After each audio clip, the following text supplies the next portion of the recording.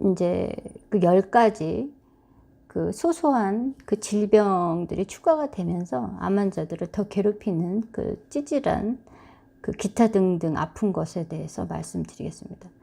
지난번에 제가 첫 번째 입병을 말씀드렸고, 그 다음에 그 입병 중에서도 사실 좀 편도염이 자주 왔어요. 저는 감기, 몸살, 입병, 편도염. 그래서 이제 좀 날씨가 추워지고 이러면은 목이 붓거나 목이 이제 그 염증이 생겨서 그 입병도 같이 와요. 근데 입은 항상 바이러스나 병균이 되게 좋아하는 곳이지 않습니까? 그래서 입을 항상 청결하게 유지하는 것이 암 환자에게는 그 ABC 기본 중에 기본입니다. 입 안에 불순 그 식사를 하거나 뭐 간식을 드시거나 심지어는 음료 같은 거, 물을 제외하고 모든 것들이 입안을 불편하게 하더라고요. 제가 실제로 경험을 해보니까. 그래서 간단하게 물이라도 이렇게 헹구는, 그 물이라도 헹구고 그 치약과 칫솔을 가지고 다닐 수 있으면 그게 좋은데, 그것도 좀 불편하죠. 집안에서는 얼마든지 칫솔하고 칫솔을 이렇게 이를 닦을 수 있지만은, 그 외출을 한다거나 이럴 때는 화장실에 가서라도 입을 헹궈야 됩니다. 일단 입을 헹궈서 입안에 있는 기타 등등 그 지저분한 그 나머지 찌꺼기들을 다 깨끗이 밖으로 빼내고 입 안을 청결하게 하는 게 그 입병에 되게 도움이 됩니다. 칫솔질은 정말 그 많이 강조를 해도 지나치지 않을 만큼 도움이 실질적으로 되는 것이기 때문에 제가 몇 번 강조를 합니다. 그렇지만 절대로 과하게 칫솔질을 한다거나 아주 센 치약을 써서 이를 불편하게 하는 것은 도움이 안 됩니다. 정말 약하고 또 순한 그런 치약, 아이들이 쓰는 그런 이렇게 부작용이나 불편함이 없는 그런 치약으로 가볍게 이물질을 빼낸다, 그 정도의 느낌으로 그 칫솔질을 하시면 됩니다. 두 번째는 수면 장애인데, 이제 암 환자들 뿐만 아니라 몸이 아프신 분들은 당연히 아프니까 잠이 안 오는 거죠. 심지어 뭐 감기에 걸려도 잠이 안 오는 건 당연합니다. 그런데 암 환자들은 기본적으로 스트레스가 있기 때문에, 그리고 이제 막 심장이 떨리죠. 부담, 그 삶에 대한, 죽음에 대한 여러 가지 부담, 그리고 이 정리되지 않는 생각들, 이런 것들 때문에 수면에 아주 엄청나게 장애가 옵니다. 저 같은 경우에는 의사 선생님의 그 상담을 받고 이제 수면에 너무나 장애를 받으니까 몸이 너무 아파지는 거야. 더 아파지는 거야. 이건 뭐 어떻게 방법이 없는 거예요. 그래서 잠을 잘 수 있으면 좋겠다. 그렇게 말씀을 드리니까, 그러면은 수면제를 한번 간헐적으로 드셔봐라. 그래서 이제 정말 필요할 때는 잠을 자야 되기 때문에 수면제를 먹고 잔 적도 있습니다. 그게 죄가 되지 않아요. 암 환자에게 그 낮잠은 죄가 되지 않습니다. 암 환자에게 수면제는 죄가 되지 않습니다. 저는 그렇게 생각합니다. 그래서 그 힘든 시간을 지나왔기 때문에 간헐적으로 정말 이 체력이 너무나 떨어질 때, 잠이 너무나 절실하게 필요할 때 그렇게 약에 의지를 해도 괜찮습니다. 용서가 되는 거예요. 잘 극복하면 되는 거죠. 그래서 이제 대신에 저녁에 잘 때 물을 떠놓고 기도를 하죠. 마지막 오늘 하루 중에서 이 수면제가 나에게 정말 내일의 희망이 될 수 있고, 내일은 충분히 수면을 했기 때문에 몸이 나아질 거다. 이 자는 동안에 사람이 회복이 좀 일부 되지 않습니까? 그래서 오늘 자는 이 꿀잠이 내일의 희망이 되고 내일을 또 움직일 수 있는 그런 기회를 주는 거잖아요. 그래서 그것에 대해서 감사하면서 절실하게 정말 기도를 합니다. 너무 잠을 잘 자게 해달라고. 그래서 그렇게 해서라도 잘 자면 그날은 성공인 거야. 승리를 하는 거예요. 그래서 두려워하지 마시고 의사와 상담을 하셔가지고 그 잠만큼은, 수면만큼은 충분히 주무시고, 그 다음에 잠을 선택할 것이냐, 아니면은 어떤 분은 그거를 그냥 놔둬도 뭐 이제 나중에 너무 졸리면 잠이 올 수 있다, 이런 말씀 하시는데, 저도 해봤는데 생각보다 잘 안 됐어요. 실패한 거죠, 한마디로. 그래서 이제 의사 선생님하고 상담을 했던 겁니다. 그래서 이제 초기에는 너무나 많은 그 쇼크가 있었기 때문에 그 수면제를 통해서 제가 잠을 잘 수밖에 없었습니다. 제가 너무나 솔직하게 말씀을 드리는 거예요. 그래서 이제 자연치료 중에서 제가 선택했던 몇 가지 약들이 나옵니다. 어쩔 수 없이 살아야 되기 때문에 선택했던 것들 중에 하나가 그 수면제입니다. 연예인이나 뭐 저하고 제 인생에서 전혀 상관이 없을 것 같은 그런 약이었어요. 그렇지만 굉장히 부끄럽고 누구한테 말하기 너무 창피하고 막 누가 알까봐 막 걱정이 되고 그랬습니다. 그렇지만 다 지나와서 보니까, 돌아서 보니까 아무것도 아니었어요. 이게 뭐가 창피한 겁니까? 살아야 되는데. 그 의사 선생님도 그렇게 창피하게 생각하지 말라고 또 조언까지 해주셨습니다. 그래서 수면장애는 극복하기 위해서는 많은 도움이 필요한데 본인이 선택을 해야 됩니다. 이거는 어쨌든. 그런데 잠을 선택을 하느냐, 아니면은 잠과의 전쟁을 치르느냐. 근데 그 잠과의 전쟁을 치르는 게 너무나 에너지 소비가 커요. 그럴 바에는 나는 다른 것에 더 많은 에너지를 쓰겠다.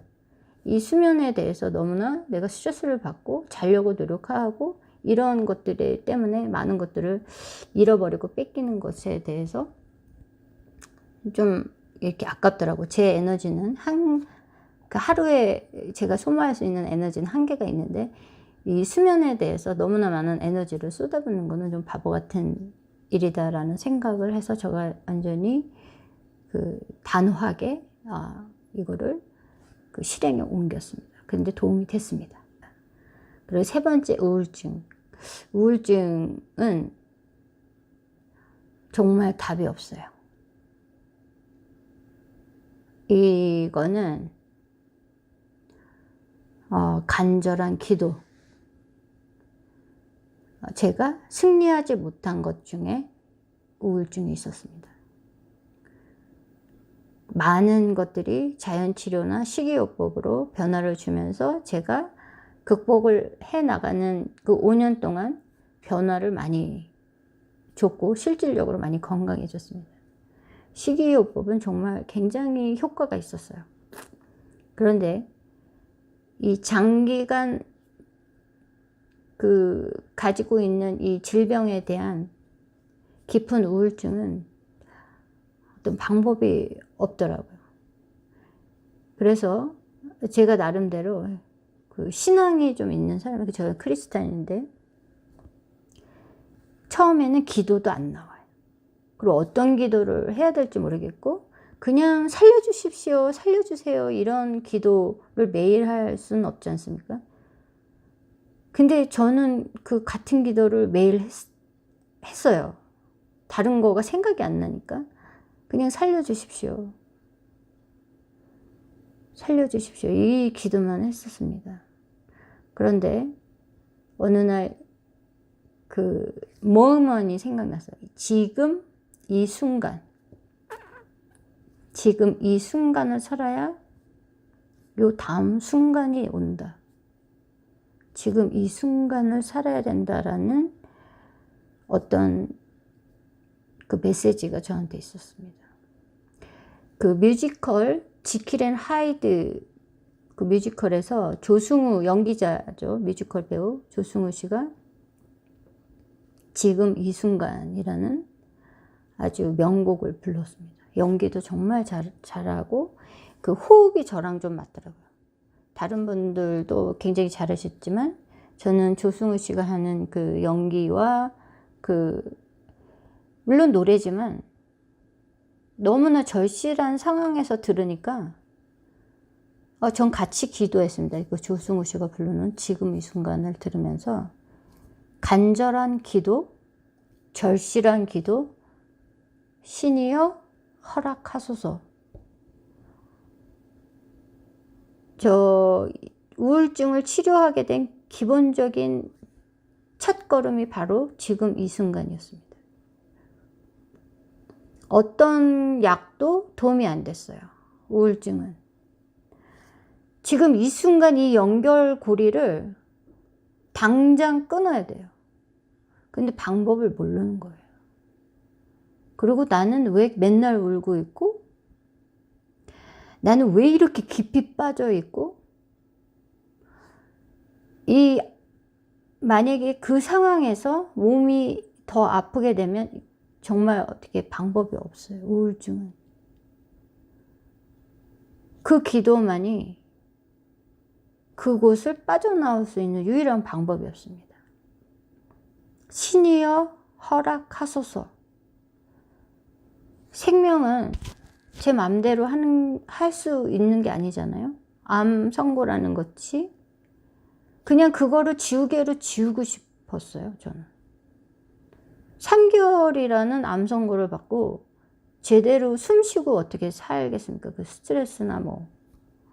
그리고 다른 사람들은 막 수술을 하고 항암을 하고 막 굉장히 많은 걸 하면서 그 의사의 조언을 받고 간호원들의 그런 서포트를 받으면서 한 발 한 발 이렇게 나가서 치유가 되는 사람도 있고 뭐 아닌 분도 있지만 나는 생짜로 지금 그냥 정말 신이여 허락하소서 이거 말고는 제가 붙잡을 게 없었어요. 그리고 이 우울증은 제가 이 방법을 말씀드리는 이유는 나름대로 그 깊은 우울증에서 벗어나는 방법들이 각 개인별로 다 다를 거예요. 사람마다. 근데 깊은 곳을 건드리는 무엇인가가 있는데 사람의 힘으로 안 될 때가 많습니다. 그래서 이 우울증이 병인 거예요. 내 의지로 안 되고 약물도 제가 치료를 받아봤는데 약물 과다증으로 오히려 몸에서 탈수 현상이 일어나. 그래서 그 약을 더 세게 먹고 더 세게 먹음으로 해서 나오는 또 부작용에 힘들고 그러니까 이게 악순환이 반복이 되는 거예요. 그래서 그렇다고 그게 우울증이 해소가 되느냐? 그렇지 않았습니다. 시간이 갈수록 우울증은 더 깊이 빠져들게 돼 있어요. 짧은 경험이면 좋지만은 저는 조금 오래 이 우울증을 앓았습니다.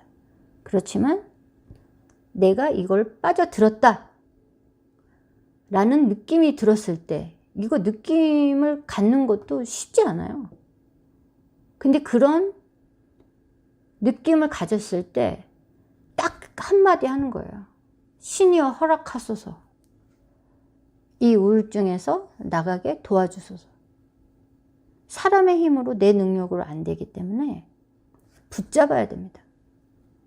하나님 저를 여기서 빼내주세요. 신이여 허락하소서. 저는 사실 오늘 이 우울증이라는 부분을 건너뛰고 싶었어요. 제가 너무 아픈 부분이기 때문에 이걸 건너뛰고 싶은데 과감하게 이거를 말할 수 없다면 영상 찍으면 안 된다. 그래서 제가 4일 동안 영상을 못 찍은 거예요. 지금 5일 됐죠. 이 우울증을 건너뛰면 나는 이거는 의미가 없는 거예요.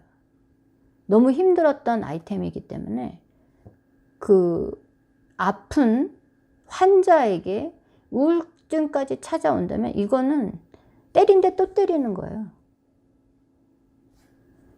이거 뭐 그 우울증은 사실 경험하지 않는 게 가장 좋습니다.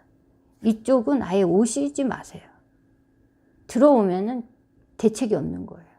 신앙이 없는 분들은 참 어렵습니다. 이게 우울증이.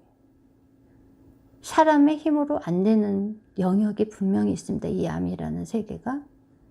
그렇기 때문에 우울증은 반드시 주변의 도움을 받아야 돼요. 신앙이 있으시면 좋습니다. 믿음이 있으시면 더 좋고요.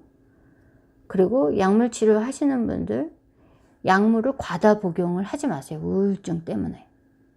분명히 저처럼 훨씬 더 나쁜 부작용이 반드시 찾아옵니다. 그래서 이 우울증을 이기려고 노력했던 것만큼 더 깊이 들어갔어요. 그 약이 처음에는 도움이 됐어요. 막 심장 떨리고 막 우는 거가 그냥 우는 게 아니에요. 이 깊은 곳에서 그냥 뭐가 솟아오르는데 이건 말릴 수도 없는 거예요. 내 자신이 나를 말릴 수가 없는 거예요. 아이가 물론 도움이 되지만 이 우울증은 정말 영역이 다른 거예요. 아이가 와도 정말 도움이 안 되는 영역입니다. 이 우울증이라는 거는. 그래서 절대로 이 우울증에 빠지지 마시고, 만약에 빠졌다 하더라도 어렵게 생각하지 마시고 그냥 기도하시고 신앙을 갖고 그거를 붙잡고 정말 빠져나와야 됩니다. 빨리. 죄송합니다만 우울증은 약이 없습니다. 기도하시고 신앙을 가지시고 도움을 요청하세요. 사람의 영역이 아니라고 저는 판단을 했습니다. 신이여 허락하소서 제가 이곳에서 빠져나올 수 있도록 도와주세요.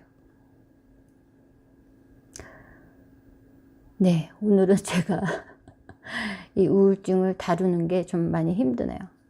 그러면은 좀 가볍게 다음번에는 체온 변화와 폐경과 호르몬에 대해서 말씀드리겠습니다.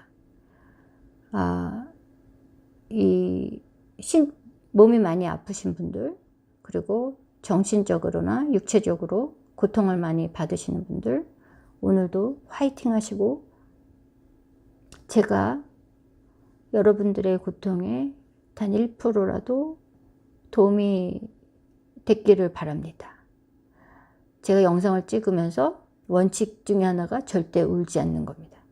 네, 감사합니다. 오늘도 화이팅 하시고 다음 시간에 좋은 모습으로 뵙겠습니다. 안녕히 계세요.